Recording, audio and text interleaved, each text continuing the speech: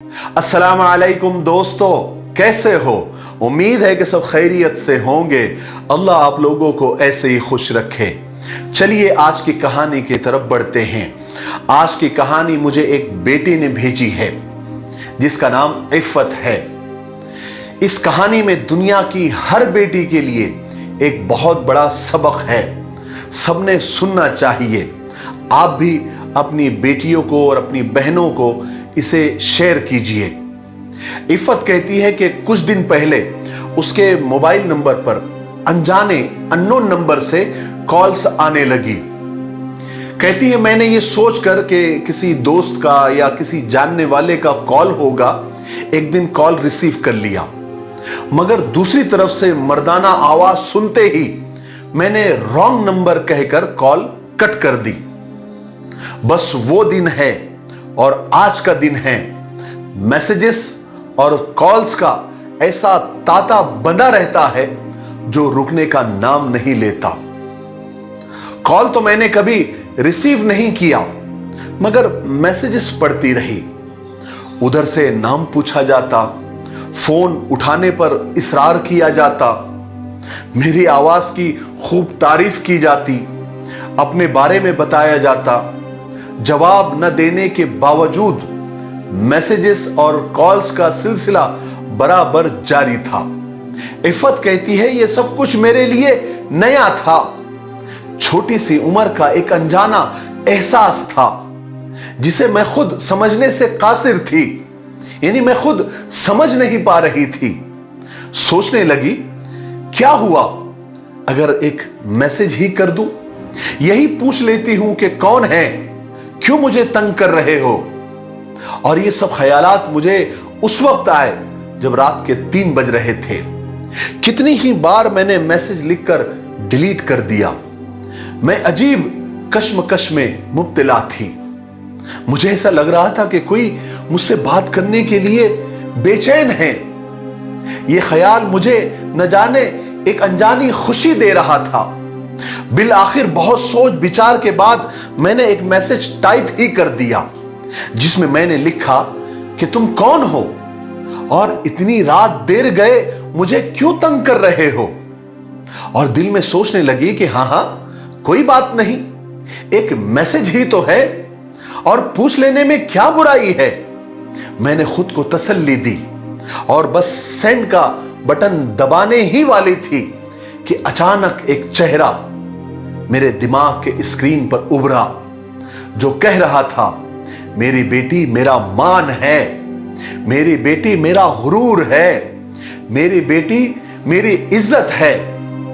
ये जुमला जो मेरे बाबा अक्सर मेरा माथा चूमते हुए दोहराया करते थे, मेरे हलक में कांटे चुभने लगे। मैं सोचने लगी बेटियां जब माशरे में समाज में सर झुकाकर नजरें झुकाकर चलती है तब ही उनके बाप और भाई सर उठाकर चलने के काबिल होते हैं। शफकत मोहब्बत से कहा गया मेरे बाबा का यह जुमला मेरे दिल के तार को छेड़ गया। जब कभी अम्मी बाबा को मेरे लाड़ और सर चढ़ाने का ताना देती तो मेरे बाबा की तरफ से एक मखसूस एक स्पेशल जवाब आता कि रहने दो, इफ़त तो अपने बाबा का गुरूर है, इफ़त मेरी जान है। और हमेशा बाबा के ये जुमले मुझे सरशार कर देते।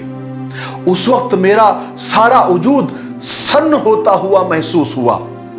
बड़ी मुश्किल से बिस्तर से मैं उठी, पसीने से शराबोर लड़खड़ाते कदमों से बालकनी में जाकर खड़ी हुई। मेरी बेटी मेरा गुरूर है, मेरी बेटी मेरा मान है, मेरी बेटी बहुत बहादुर है। कानों में गूंजती बाबा की आवाज मुझे अब तक सुनाई दे रही थी। मैंने अपने आप को संभाला और दिल में कहा कि बाबा जानी मैं कमजोर नहीं हूं, आपकी इफ़्फ़त आपका गुरूर नहीं तोड़ेगी, आपका सर कभी झुकने नहीं देगी, आपका मान हमेशा कायम रखेगी, आपकी दी गई मोहब्बत का नाजायज फायदा नहीं उठाएगी। मैं सरगोशी में बोलती गई और आंसू मेरे गालों को भिगो रहे थे। میں نے جلدی سے وہ نمبر کو بلاک کیا اور سکون کے احساس کے ساتھ میں نے گہرا سانس لیا اور آسمان کے جانب دیکھنے لگی۔ رات کی آخری پہر تھی، کچھ دیر میں صبح ہونے والی تھی۔ نیچے صحن کی طرف دیکھا تو بابا تہجد کی نماز پڑھنے کے بعد اللہ رب العزت کے سامنے ہاتھ پھیلائے ہوئے دعا مانگنے میں مصروف تھے۔ مجھے ایسا لگا کہ وہ میرے لیے دعائیں مانگ رہے ہیں، اور باپ جس بیٹی کے لیے اللہ سے اس کی عزت کے لیے دعائیں مانگے، اس کے آبرو کے لیے دعائیں مانگے، تو اللہ پاک اسے گناہوں کے دلدل سے نہ بچائے، ایسا کیسے ہو سکتا ہے؟ مجھے اس لمحے اپنے بابا پر بے حد پیار آیا۔ ان کی صحت اور سلامتی کی دعا کرنے کے لیے میں وضو کر کے تہجد کی نماز کے لیے کھڑی ہو گئی اور ان کے لیے دعائیں کرنے لگی۔ یاد رکھو بیٹیوں، انجان نمبروں کے ذریعے آنے والے کالز شیطان کا پھینکا ہوا جال ہوتا ہے جو آپ پر پھینکا جاتا ہے۔ ایک جگہ سے نشانہ چوک جائے تو دوسری جگہ سے آزمایا جاتا ہے، اور جہاں نشانہ لگ گیا وہاں رسوائی، ذلت، پچھتاوا بیٹیوں کے حصے میں ہی آتا ہے۔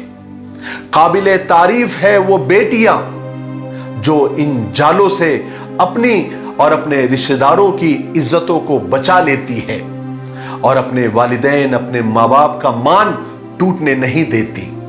آخر میں میری تمام بیٹیوں کو ایک نصیحت ہے، اگر تم کسی خفیہ یا حرام تعلقات میں الجھی ہوئی ہو تو باز آ جاؤ، اسی میں تمہاری بہتری ہے۔